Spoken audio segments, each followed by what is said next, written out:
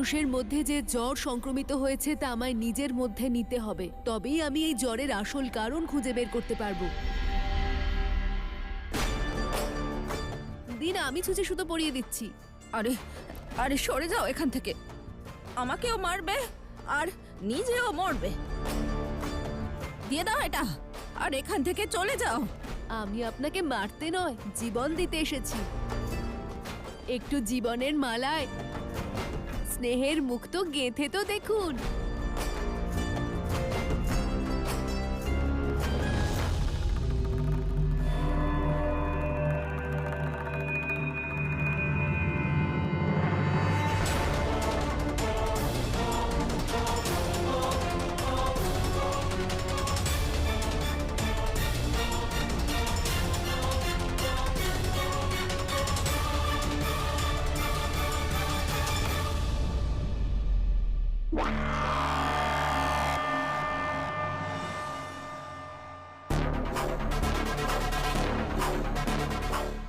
আমি যার কাছে যাওয়ার চেষ্টা করছিলাম সে নিজে আমার কাছে চলে এলো।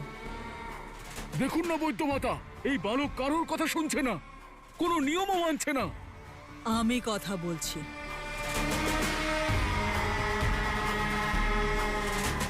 কি নাম তোমার? দৈত্য মাতা, আমার নাম ভোলা।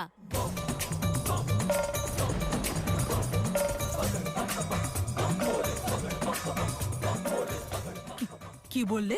এটাই বললাম, বৈদ্য মাতা, আমার নাম ভোলা।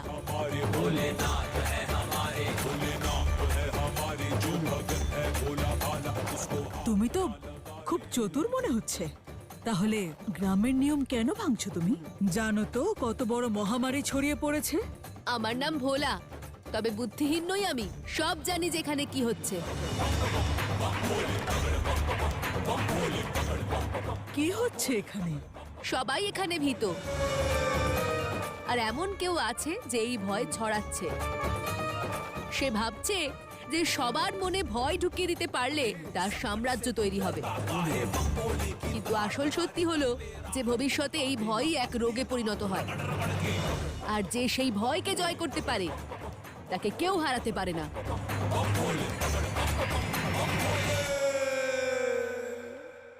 ভোলা,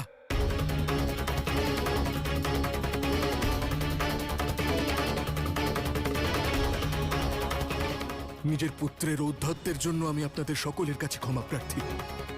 আমি ওকে বোঝাবো। তোমার পুত্র আমাদের সকলকে রোগী বানিয়ে দেবে। ওকে বোঝাও, নইলে আমরা ওকে বোঝাতে শুরু করলে তখন আর থামাতে পারবে না। ঠিক সেভাবেই যা সংক্রমিত হয় তাকে আটকানো এতও সহজ নয়, তবে রোগের থেকে দূরে পালালে সেই রোগ আরো বেড়ে যায়। কিন্তু যদি তার সম্মুখীন হই তাহলে সেই ভয়ও কাটবে আর রোগও কাটবে। মৃত্যুর আগে জীবনকে চেনা অত্যন্ত আবশ্যক বন্ধু। জ্বর তো আমাদের এটাই প্রমাণ করে যে এই শরীর এখনো জীবিত রয়েছে, আর যারা ভয় ভয় বাঁচে তারা জীবিত থাকা সত্ত্বেও মৃতের সমান। মৃত্যুর ভয়কে জয় করো আর মৃত্যুঞ্জয় হয়ে যাও, আর মৃত্যুঞ্জয় হয়ে যাও।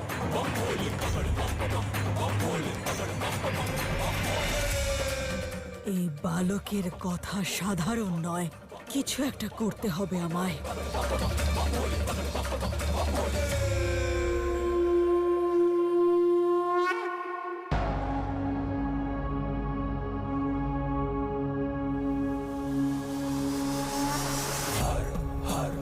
ছেড়ে দাও আমাকে, এসো না আমার কাছে, ছেড়ে দাও।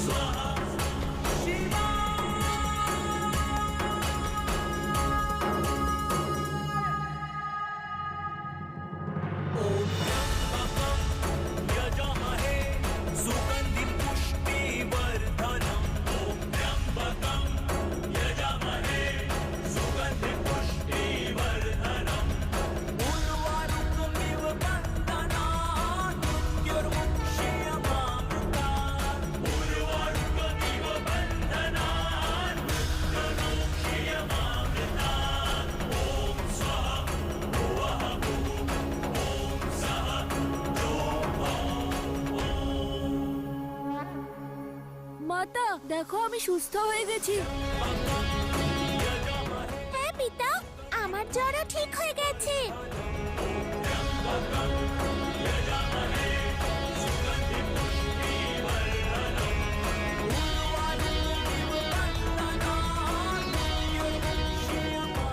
যিনি নিজের কণ্ঠে হলাহল বিষ ধারণ করতে পারেন, তিনি বালক রূপে এই জ্বর নিজ শরীরে ধারণও করতে পারেন।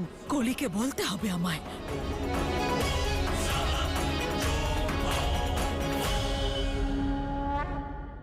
এখন অসুর মাতাকে এক বালকের ভয়ে ভীত হতে হচ্ছে। মহাদেব তো হয়তো জরাসুরকে খুঁজছে, সে নিজে এক বালকের রূপ কেন ধারণ করবে? বোঝার চেষ্টা করুন মহারাজ। গ্রামের লোকেদের মতে ওই বালক অকস্মাৎ চলে আসে এখানে। কিছু তো অদ্ভুত আছে ওর মধ্যে। এক সাধারণ বালকের মধ্যে এত তেজ কি করে সম্ভব? ব্যাস, অনেক হয়েছে অসুর মাতা। আমার পরবর্তী প্রহার থেকে ওই বালক কেন, কোনো মানুষ বাঁচতে পারবে না।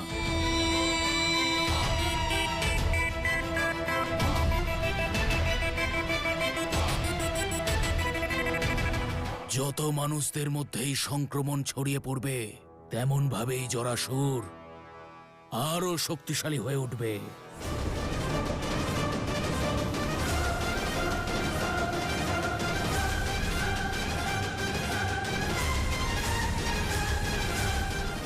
দেখা যাক কিভাবে রক্ষা পায় দেবতা আর তাদের মহাদেব।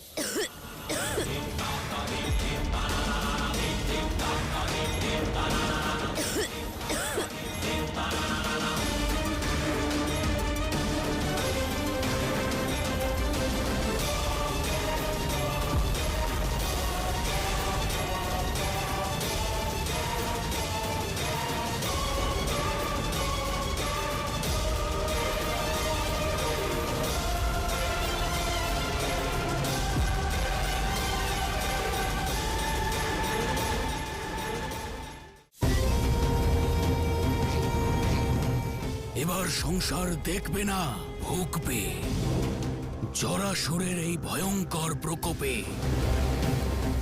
প্রবল জ্বরে সকল মানুষ কষ্ট পাবে, কোনোভাবেই রেহাই পাবে না। এই হবে কলির সব থেকে বড় জয়। আসন্ন একাদশীতে কলির জয়ের শঙ্খ নিনাদ বাজবে।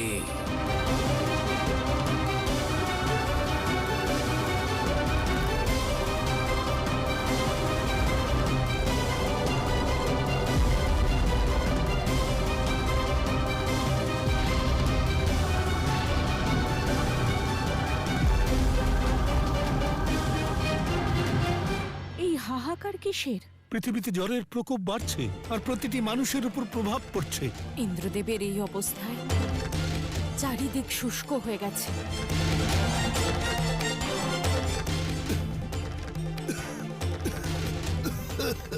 এমন হলে পৃথিবীতে দুর্ভিক্ষ নামবে। আমাদেরই কিছু করতে হবে। না ব্রহ্মাদেব, ভোলানাথের এখনো কোনো সংকেত আসেনি।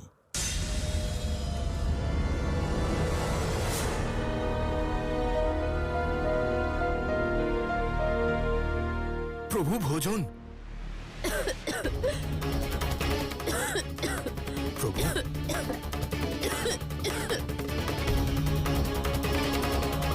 যেটা নিয়ে আমার ভয় ছিল সেটাই হলো তো।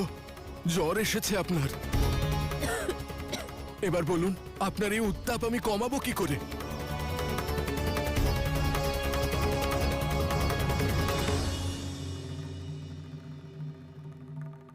আমাকে শিবের কাছে পৌঁছতে হবে।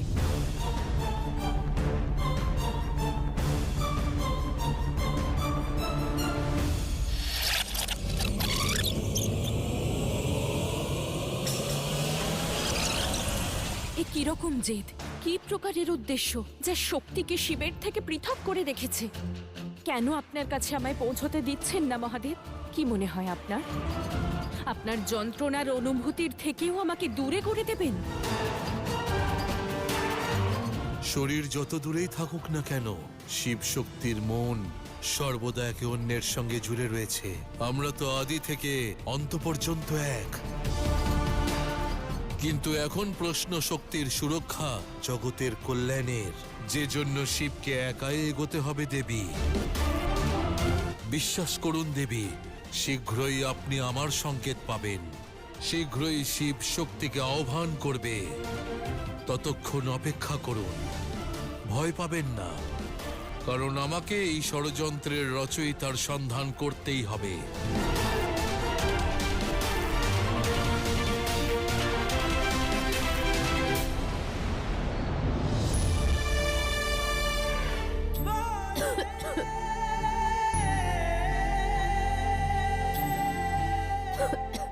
আমি তো ক্ষমার যোগ্য নই। এ কি পাপ করলাম আমি?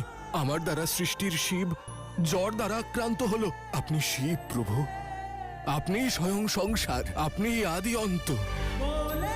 আপনি এই জ্বরকে শরীরে স্থান দিলেন কেন প্রভু? কেন আপনি এই পীড়া বাঁচলেন? প্রভু, আমি আপনার এই পীড়া কম করতে কি করব? বৈদ্য হয়েও আমি অসহায়, নিজের পুত্রকে সুস্থ করতে অপারগ। কি করব আমি প্রভু, বলুন আমাকে, কি করব আমি? আমায় এখনই গিয়ে গ্রামবাসীদের সাবধান করতে হবে।